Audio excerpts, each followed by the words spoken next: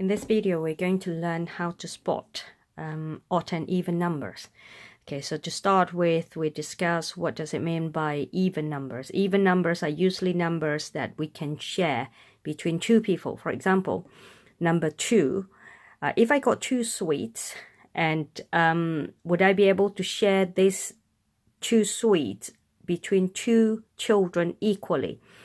How many sweets will each child get? So that will be 1 for 1 child. So this is the child A, and this is child B. So if I got 2 sweets, I can give 1 to this child and 1 to this child. So that will be an even number. Now, can I share 3 between 2 people? That won't work because you got 1 and 1 and 1 more. You cannot split it, really. We don't work with halves. What about 4? Can I share number 4? Yes, I can share 2 here and 2 there. Yes, so 2 and 4 are even numbers, okay? Now 5 is the same problem like number 3. Basically, you got 2 and 2 and you got 1 left, which we cannot share equally. The next one is 6. So go through this one and every one of them up to number 9 and 10.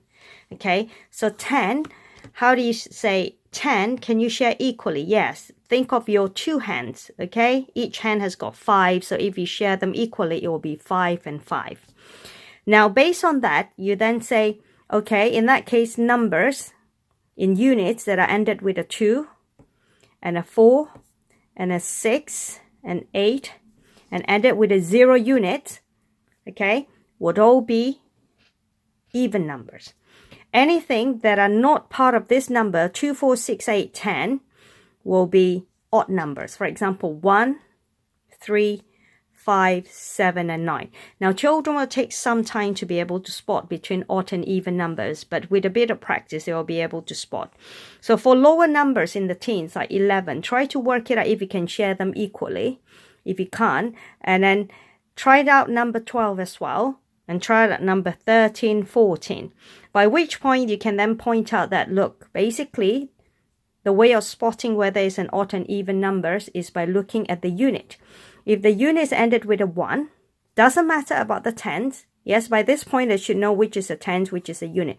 If the unit is a 1, 3, 5, 7, and 9, they're going to be odd number.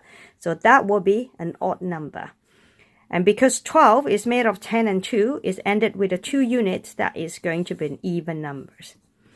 And 13 is basically ended with a 3.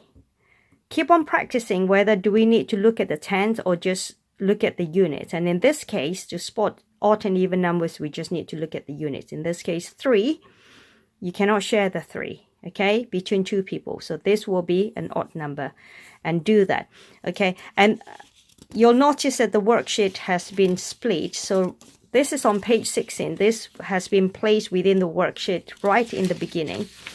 And then the next one will be page 29. And again, you revise which are the odd and even numbers. So look across and spot the units. If the units falls under 2, 4, 6, 8, and 0 units, that is going to be an even number. So try number 10, ask them, and try number 20, and try number 30.